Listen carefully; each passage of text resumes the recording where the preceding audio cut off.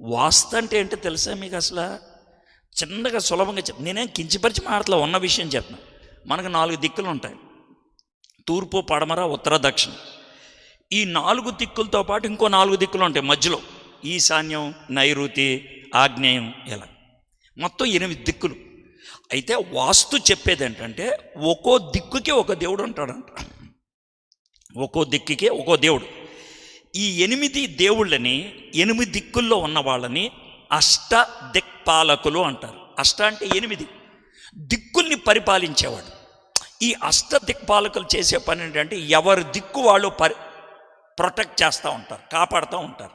అయితే ఈ 8 మంది దిక్పాలకులకి ఒక్కొక్కరికి ఒక్కో డిపార్ట్మెంట్, ఒక్కొక్కళ్ళు ఒక్కో డిపార్ట్మెంట్.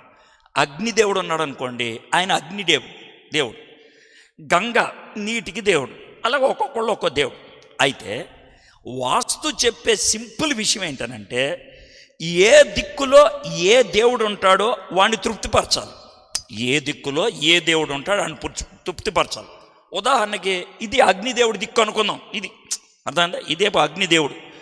అయితే అగ్నిదేవుడి దిక్కు అయితే ఇటు నుంచో నేను వంట చేయాలి, ఆడికి నా మొహం చూపించాలి. నేను సైడ్ చూపించినా, నా ముడ్డి చూపించినా ఆడు కోపం వస్తుంది.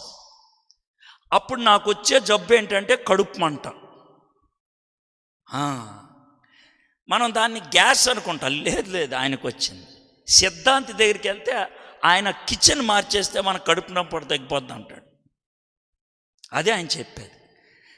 అయితే సార్ మీరు వాస్తు నమ్ముతారంటే ఒకే ఒక మాట చెప్తాను, వాస్తు నమ్మే అంత దమ్ము లేదు నాకు. నాకున్న ఒక్క దేవుడిని తృప్తిపరచలేక చేస్తున్నాను నేను. 8 మందిని ఏం చేస్తాను నేను? ఒక్కడు చెప్పింది వేయట్లేదు నేను. 8 మంది చెప్పింది నేను ఏం చేస్తాను? చేయగలనా? కాబట్టి నాకు అంత దమ్ము లేదమ్మా. అమ్మో అంత లేదు. మీకు ఏమన్నా ఉంటే చేసుకోండి సార్. మీరు చాలా చిన్నోళ్ళు సార్, మీరు ఒక్క దేవుడిని తృప్తిపరుస్తున్నాం, మేము చాలా సూపర్ సార్, 8 మందిని మేము తృప్తిపరిచేస్తున్నామంటే చేసుకోండి. ఇవన్నీ క్రైస్తవులు చేసేవే.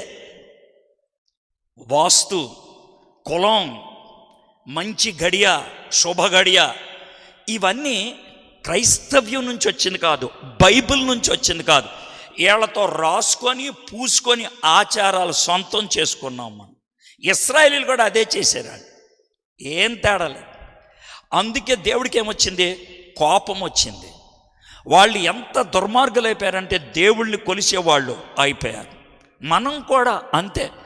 దేవుడి స్థానం దేవుడికే, మన సొంత కబుర్లు మనకే. సరే, ఈ న్యాయాధిపతులంతా ఇలాగే నడిచింది. కొంతమంది